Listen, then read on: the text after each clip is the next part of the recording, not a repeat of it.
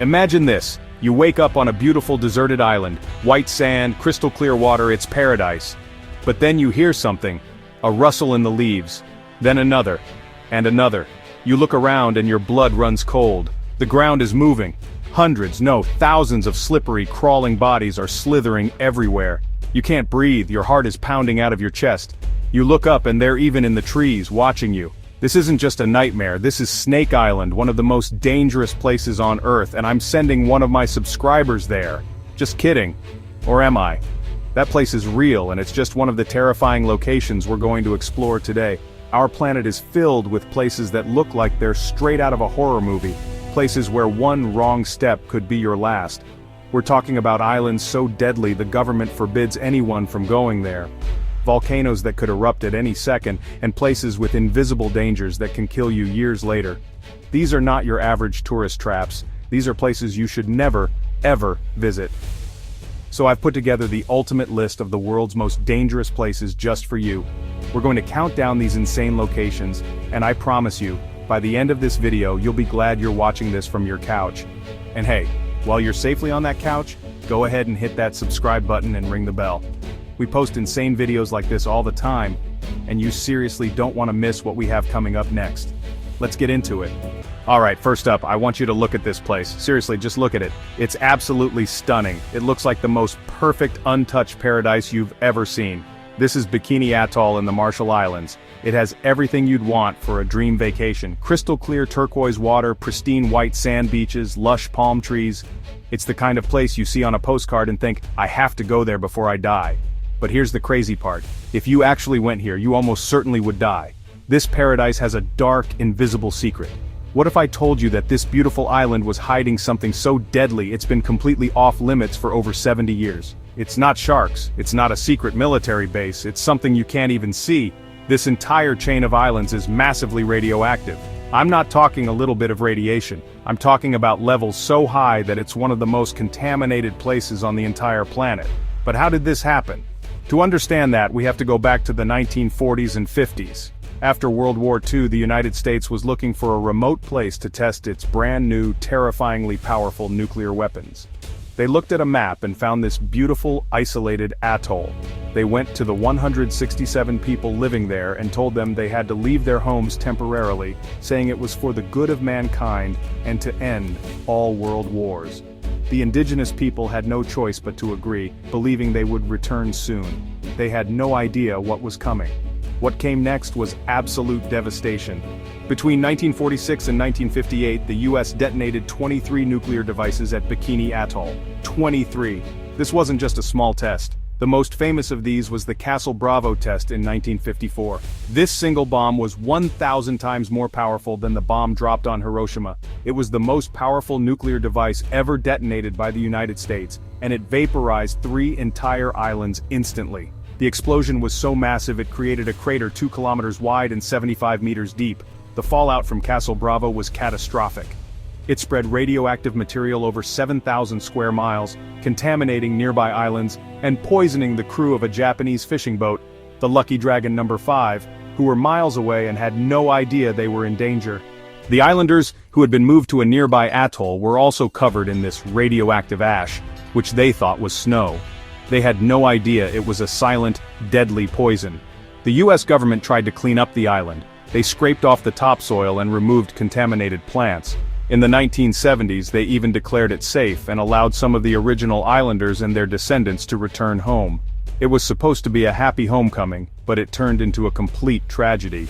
The people started farming the land and drinking the water, not knowing the radiation was still there, deep in the soil and the plants. It didn't take long before scientists discovered that the people returning to Bikini Atoll were absorbing incredibly dangerous levels of radiation.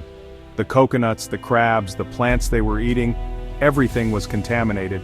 Their bodies were showing dangerously high levels of cesium-137. It was a complete disaster. The people had to be evacuated all over again, their dream of returning to their ancestral home shattered for a second time. So, why is it still so dangerous today? The radiation has seeped into everything. The main culprits are elements like cesium-137 and strontium-90, which have long half-lives. This means they take decades, even centuries, to decay.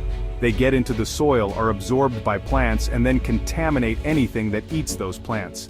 Even though the background radiation in some areas might seem low, the food chain is a radioactive death trap. Today, Bikini Atoll is a ghost island. It's a UNESCO World Heritage Site, not for its beauty, but as a chilling reminder of the nuclear age. A few caretakers live there, but they have to import all of their food and water from off-island.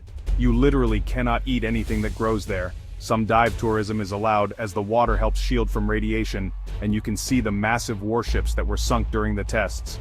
It's an underwater graveyard. But even for divers, the risk is real. You can't stay long, and you absolutely cannot set foot on the main islands or eat anything from the local environment. It's a beautiful, toxic paradise. A place that looks like heaven, but is contaminated with an invisible hell.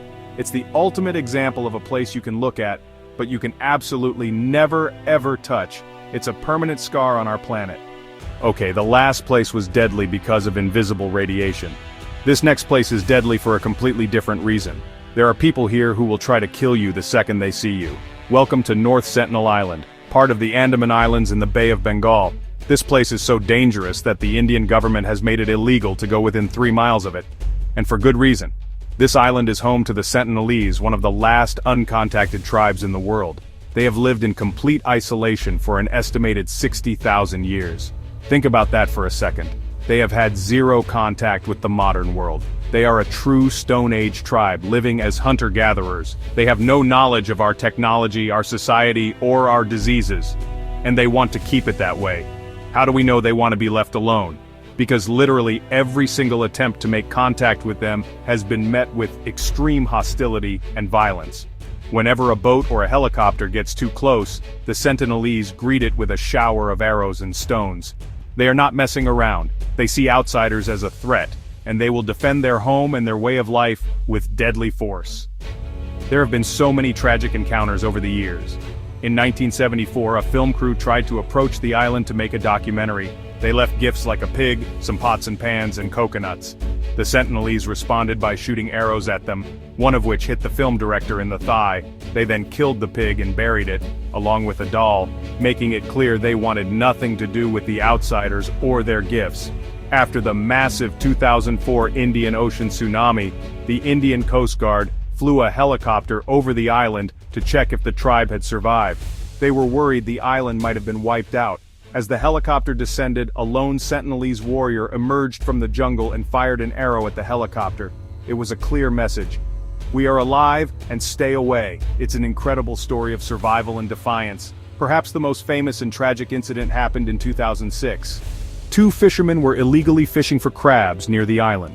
They fell asleep, and their boat drifted ashore. The Sentinelese tribesmen killed both of them. When the Indian Coast Guard tried to retrieve the bodies by helicopter, they were met with such a volley of arrows that they had to abandon the mission. The bodies were never recovered, and more recently in 2018 an American missionary named John Allen Chow illegally went to the island. He paid fishermen to take him there because he wanted to convert the tribe to Christianity. He knew the risks. In his diary he wrote, "You guys might think I'm crazy and all this, but I think it's worthwhile to declare Jesus to these people." He was met with arrows on his first attempts but went back. He was killed, and his body was also never recovered. So why is the island so strictly off-limits? It's not just to protect outsiders from the Sentinelese. It's actually more to protect the Sentinelese from us. Because they have been isolated for 60,000 years, they have no immunity to modern diseases. Something as simple as the common cold or the flu could be catastrophic for them. A single virus could wipe out their entire population. Think about it like this. When Europeans first came to the Americas, they brought diseases that decimated the native populations. The same thing could happen to the Sentinelese. Our very presence is a biological weapon to them. The Indian government's policy of non-contact is a policy of protection. It's a human zoo in reverse, where we are the ones who are kept out to preserve what's inside. So, this island remains one of the world's greatest mysteries. We know almost nothing about their language, their beliefs, or their culture, and we probably never will. It's a place frozen in time, a living window into our prehistoric past. And the only way to ensure it stays that way is to leave them completely and utterly alone. This isn't an adventure destination. It's the home of a sovereign people who have made their wishes crystal clear. We've seen an island that will poison you, and an island where the people will kill you. But you know, this next place is a force of nature that is constantly, violently trying to kill everything around it. This is Mount Sinabung, an active volcano on the island of Sumatra, Indonesia. For 400 years, this volcano was completely silent. People thought it was dormant. They built villages, farms, and lives on its fertile slopes. Then, in 2010, it woke up. And when it woke up, it did so with a vengeance. Since 2010, Mount Sinabung has been in a near constant state of eruption. I'm not talking about a little puff of smoke every now and then. I'm talking about massive, explosive eruptions that send gigantic columns of ash, rock, and gas miles into the sky. It's one of the most active and dangerous volcanoes in the entire world right now. The biggest danger from Sinabung isn't lava. It's something far faster and more deadly: pyroclastic flows. This is the stuff of nightmares. A pyroclastic flow is a superheated, fast-moving avalanche of hot gas, ash, and volcanic rock. It can reach temperatures of up to 1,000 degrees Celsius and travel down the volcano's slopes at hundreds of kilometers per hour. There is absolutely no surviving this. It incinerates everything in its path instantly. The eruptions have been absolutely devastating.